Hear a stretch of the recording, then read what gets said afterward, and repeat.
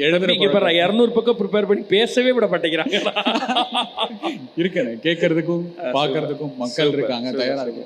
முதல் விஷயம் அவங்களாம் ஒன்று பண்றாங்க, ஆனா நீங்க அதுக்கு எடுக்கிற அந்த எஃபர்ட் இருக்குல்ல, அதுக்கு அளவு கடந்த அன்பு. அண்ட் இது கண்டிப்பா வெற்றியா முடியும். பாபா படம் நிறைய பேர் நிறைய விஷயம் சொல்லுவாங்க. எனக்கு லைஃப்ல நிறைய லைஃப் லெசன் இருக்கிற ஒரு படமா நான் வந்து பாபா படத்தை சொல்லுவேன்.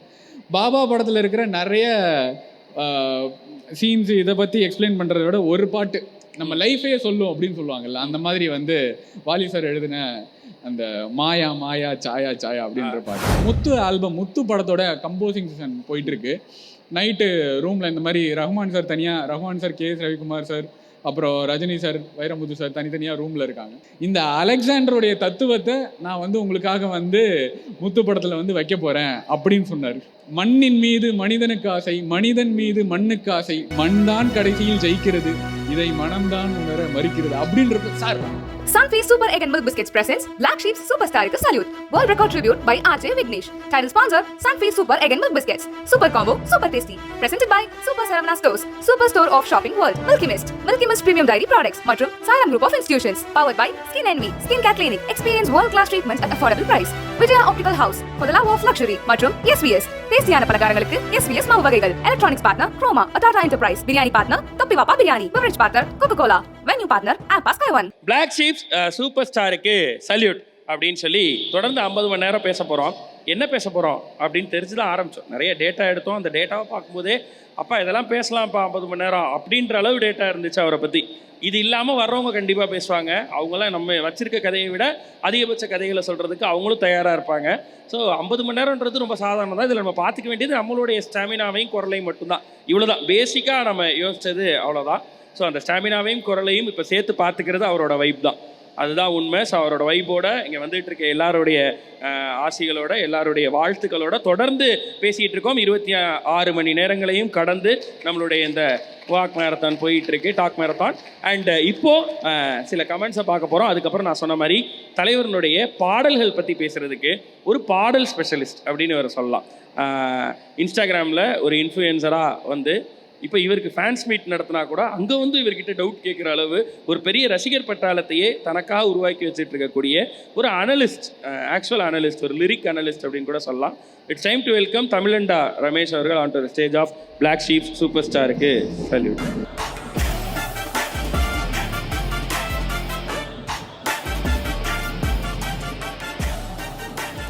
மணிஷ் குமார், நன்றி அண்ணா, எங்கள் தலைவர் புகழ் சொல்லும் உங்கள் அன்புக்கு நன்றி, எங்கள் மனமார்ந்த நன்றிகள், வாழ்த்துக்கள். எல்லாம் ஓகே. எங்கள் தலைவரில் நம் தலைவர்னு இருந்தால் இன்னும் கொஞ்சம் சந்தோஷப்பட்டிருப்பேன். பட் வாழ்த்துக்கள், நன்றி மணிஷ், உங்களுடைய வாழ்த்துக்களுக்கு. ஜான் ராம்போ, வாழ்த்துக்கள் RJ Vignesh from Malaysia. Thank you thank you thank you. மலேசியாவிலேருந்து தொடர்ந்து அங்கே இருக்கக்கூடிய உறவுகள் இன்னைக்கு ஒருத்தர் காலில் கூட பேசினார். லோகன் அவர்கள், super brother, you should take care of yourself. Thank you Logan brother. ஆக்சுவலாக இதை ஆரம்பிக்கும் பொழுது அப்படியே வந்து தலைவரை பற்றி பேசி நிறைய கமெண்ட்ஸ் வந்துச்சு. அதுதான் அப்படியே போயிட்டு இந்த 20 மணி நேரத்துக்கு அப்புறம் என் முகத்தை பார்த்ததுக்கப்புறம் நிறைய இந்த மாதிரி கமெண்ட்ஸ் தான் வருது. Take care of yourself, you have to be careful. இந்த மாதிரிலாம் நிறைய எனக்கு மெசேஜ்லேயும் நிறைய பேர் அனுப்பிட்டு இருக்காங்க.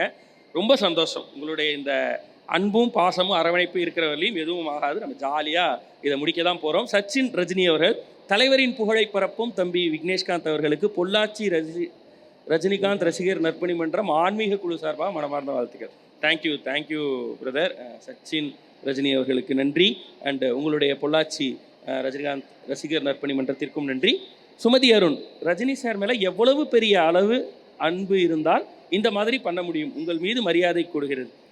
நன்றி சுமதி மேடம். சிவகுமார் அவர்கள், congratulation sir, your deserved hard felt die hard fan of தலைவர், really super sir, all the very best, every step of your new implement, god be always with you. Thank you Sivakumar sir. வணக்கம்ண்ணே ரமேஷ். அப்பா நீ நிறைய prepare பண்ணி எடுத்துட்டு வந்திருக்க போல இருக்கா? எப்பயுமே 200 பக்கம் ப்ரிப்பேர் பண்ணி பேசவே விட மாட்டேங்கிறாங்க. இருக்கேன் கேட்கறதுக்கும் பார்க்கறதுக்கும் மக்கள் இருக்காங்க, தயாரா இருக்கு. முதல் விஷயம் அவங்களாம் ஒன்று பண்றாங்க, ஆனா நீங்க அதுக்கு எடுக்கிற அந்த எஃபர்ட் இருக்குல்ல, அதுக்கு அளவு கடந்த அன்பு. அண்ட் இது கண்டிப்பா வெற்றியா முடியும், என்னுடைய நம்பிக்கை. நன்றி. தலைவர் அப்படின்றப்ப எனக்கு பர்சனலி எங்க ஃபர்ஸ்ட் கனெக்ஷன்னா அம்மா பெரிய ரஜினி சார் ஃபேன். அம்மா கிட்ட இருந்து தான் அந்த வைப் எனக்கு நிறைய கிடைச்சது. ஓகே. முதல் படம் பார்த்த ஞாபகம்னா தளபதி. தளபதி படத்தை பார்க்குறப்ப அந்த படத்தோட பற்றி எதுவுமே தெரியாது. பட் ஆனால் அம்மா சொல்லுவாங்க இந்த படம் ஒரு மாதிரி நல்லா இருக்கும் அப்படின்னு சொல்லிட்டு. லேட்டராக நமக்கு கொஞ்சம் அந்த ஓரளவுக்கு தெரிய வரும்ல, அந்த தெரிய வரப்ப தளபதி படம் பார்க்குற என்ன தலைவர் இப்படி நடிச்சிருக்காரு அப்படின்னு சொல்லிட்டு அப்படியே அவர் திரும்பி பார்க்கறது, அந்த எமோஷன், அந்த ஃப்ரெண்ட்ஷிப்புக்கு அவர் கொடுக்குறது எல்லாமே லேட்டரான அங்கேருந்து எனக்கு ரொம்ப பிடிக்க ஆரம்பிச்சது. அண்ட் கம்மிங் எனக்கு பர்சனலி என்னோட மோட்டிவேட்டர், என்னுடைய லைஃப் டைமில் இவரை பற்றி நான் பேசுறதுல எப்பயுமே ரொம்ப பெருமைப்படுவேன். வாலி சார் ரஜினி காம்போ பற்றி உங்களுக்காக நிறையா ரிசர்ச் பண்ணி எடுத்துகிட்டு வந்திருக்கேன். நிறையா எப்போவுமே இந்த 2 பேர் இருக்காங்கல்ல, இந்த 2 பேரோட காம்பினேஷன் வர்றப்ப அவ்வளோ பாசிட்டிவிட்டி, அவ்வளோ மோட்டிவேஷன் இருக்கும். ஒரு எக்ஸாம்பிள் சொல்கிறேன். D40 நிகழ்ச்சி பற்றி பேசிகிட்டு இருக்கீங்க. அதில் எப்படி ரஜினி சாரும் கேபி சாரும் இருப்பாங்களோ அந்த மாதிரி எம்எஸ்வியும் வாலியும் உட்காந்துருப்பாங்க. அதில் சொல்லுவாங்க இந்த மாதிரி எம்எஸ்வியை சந்திக்கிறதுக்கு முன்னாடி நான் சோறு திங்க வாய்ப்பு இல்லாமல் இருந்தேன், ஆனால் எம்எஸ்வியை சந்திச்சதுக்கப்புறம் சோறு திங்க நேரம் இல்லாமல் ஓடிக்கிட்டு இருக்கேன். அதை பேசி முடித்த உடனே ரஜினி சார் சொல்கிறாரு, இதை நானும் அப்படியே கேபி சாருக்கு எடுத்துக்கிட்டுமா அப்படின்னு சொல்லிட்டு. அந்த அளவுக்கு ரஜினி சார் சாமின்னு கூப்பிடுவார். வாலி சாமி இந்த மாதிரி எதுனாலும் அந்த மாதிரி கூப்பிடுவாங்க. வாலி சாருக்கு ஒருத்தவங்களுக்கு பிடிச்சிருச்சுன்னா அந்த அளவுக்கு அவரை ரொம்ப நெருக்கமாக வச்சுப்பார். என்ன நடந்தாலும் தன்னுடைய வாழ்க்கையில் கோவன்றது அந்த 5 நிமிஷம் தான். அது ரஜினி சார்கிட்டன்றப்ப அது 2 நிமிஷம் தான். அவருடைய படத்துக்கு பண்ணணும் அப்படின்றப்ப எப்பவுமே அவர் ரஜினி சார் ஒரு ஸ்டேட்மெண்ட் கொடுத்துருப்பாரு, தங்கப்பால் ஊத்த ஒரு சிங்க பாத்திரம் வேணும்.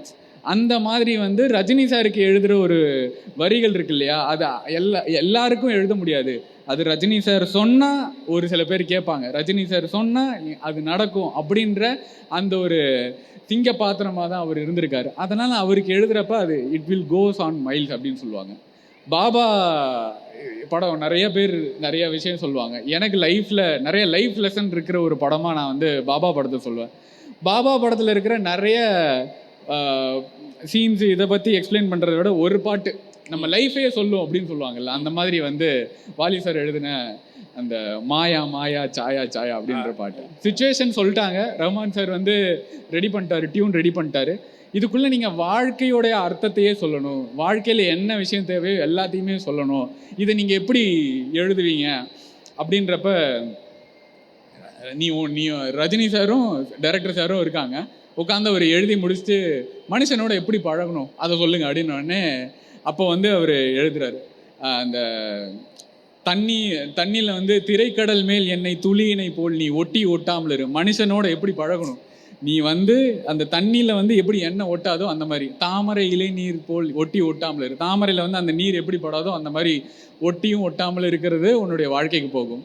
அதை விட எனக்கு ரொம்ப விஷயம், வாசனை இருக்கும் வரையினில் சிரிக்கும் பூக்களின் கதை தான் பூமியில் நமக்கும். அந்த ஒரு பூவோட லைஃப்பை பார்த்தீங்கன்னா அந்த ஸ்மெல் இருக்கிற வரைக்கும் தான் அதோட லைஃப், 1 day 2 day அப்படின்ற மாதிரி, அதுக்கப்புறம் அதோட லைஃப் இல்லை. அந்த மாதிரி நம்ம வாழ்க்கையுமே மேபி ஸ்பேன் இது கொஞ்சம் பெருசாக இருக்குது. அந்த வாசனை இருக்கிற வரைக்கும், நம்ம நல்ல எண்ணங்கள் வச்சுக்கிற வரைக்கும் நம்மளுடைய வாழ்க்கையில் அப்படியே கடந்து போகலாம். ஒரு நாள் எல்லாமே முடிய போகுது அப்படின்ற அந்த விஷயம் சொன்னதெல்லாம் இதுக்குள்ளே அவ்வளோ தத்துவங்களா அவ்வளோ விஷயங்களா அவர் சொன்னதெல்லாம் எனக்கு ரொம்ப பிடிச்சது. பாபாவுக்கு அப்புறம் எல்லாருக்குமே தெரியும், it was a big loss.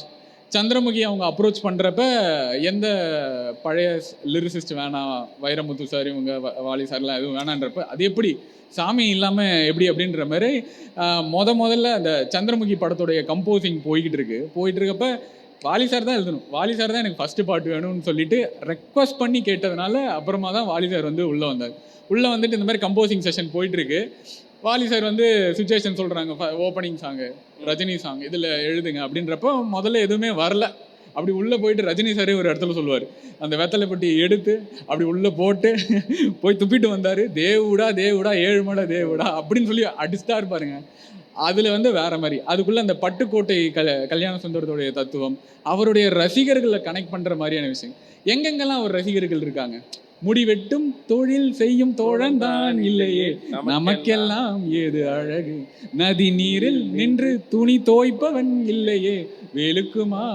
அதாவது ஒரு பாமரன், ஒரு சாதாரண மக்கள் அவங்க தான் வந்து ரஜினி சார் நிறையா பண்ணுறாங்க. அதோடைய அந்த பாட்டோடைய ஃபர்ஸ்ட் ஆஃப் டீலிங் ஃபுல்லாமே வந்து அவர் அந்த மாதிரி இருப்பார். செகண்ட் ஆஃப் டீலிங் ஃபுல்லாமே வந்து அவர் உங்களை மோட்டிவேட் பண்ணுவார். உன்னை பற்றி யாரு அட என்ன சொன்னால் என்ன, இந்த காதில் வாங்கி அதை அந்த காதில். ஸோ ரஜினி சார் சொல்கிறப்ப அது வந்து wide number of young audience, அவருடைய ஃபேன்ஸு நிறைய பேருக்கு ரீச் ஆகுன்றதுனால பாசிட்டிவிட்டியை எப்போவுமே அள்ளி கொடுக்கணும் அப்படின்னு சொல்லி வாலி சார் எதிர்பார்ப்படுவான். இதில் ஓகேவான்னு சொல்லுங்கள், இல்லைனா இன்னும் 4-5 வாட்டி கூட நான் எழுதி தரேன் அப்படின்னு சொல்லி வாலி சார் எப்போவுமே ரெடியாக இருப்பார்.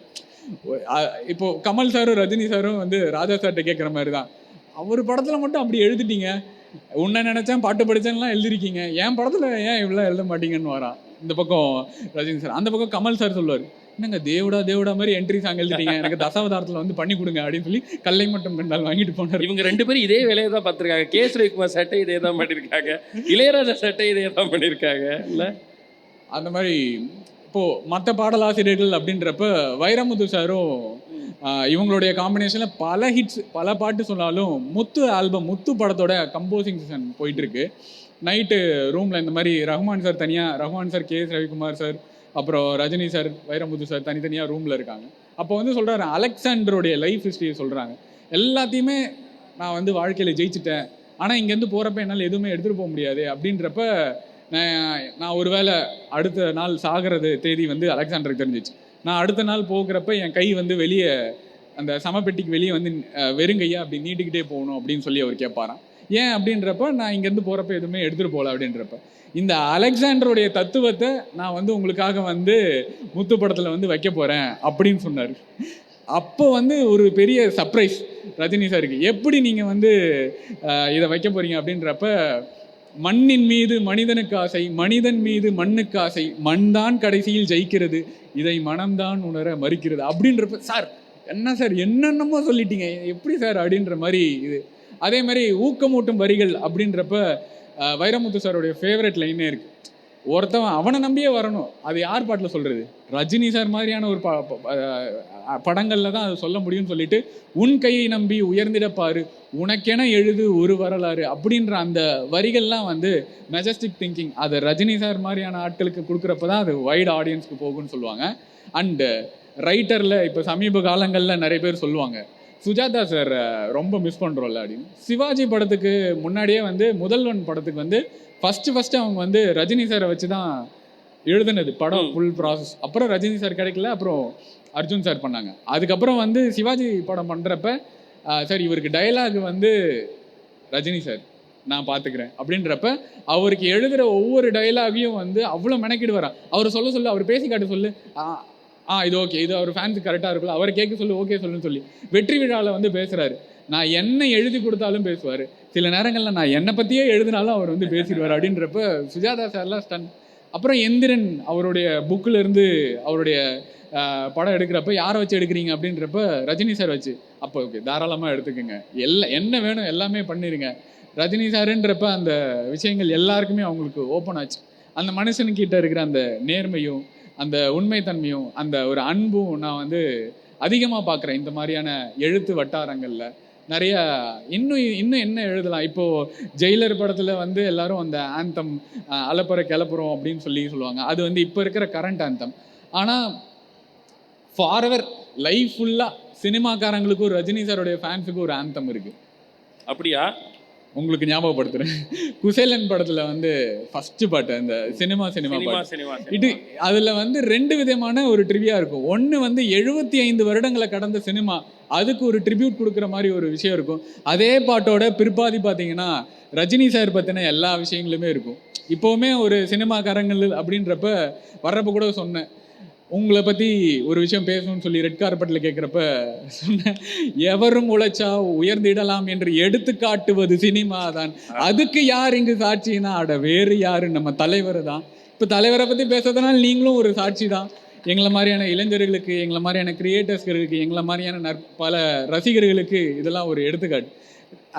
இப்போ இந்த லைனை வந்து நிறைய பேருக்கு கட் பண்ணி போடுவாங்க. ஆனால் இவருக்கு மட்டும்தான் ரஜினி சாரை பற்றி சொல்லணும், 2 லைனில் சொல்லுங்களேன் அப்படின்னு சொன்னா, அவர் உருவம் பாரு எளிமை, அந்த எளிமை தானே அவருக்கு வலிமை, தலகணத்திடாத தலைவன் எங்கள் அண்ணன் மட்டும்தான் யார் எழுத முடியும் இந்த மாதிரி அப்படின்றப்ப தம்பி, ஆனா இதெல்லாம் முன்னாடி கேட்குறப்ப உண்மையிலே ரொம்ப நல்லா இருந்துச்சு தம்பி. இப்போ ரீல்ஸ்ல எல்லாரும் அதை எடுத்து எடுத்து போட்டு போட்டு இந்த லிரிக்கு கேட்குறப்ப நமக்கு அதோட ஃபீலையே உணர விட மாட்டேங்கிறேன் தம்பி.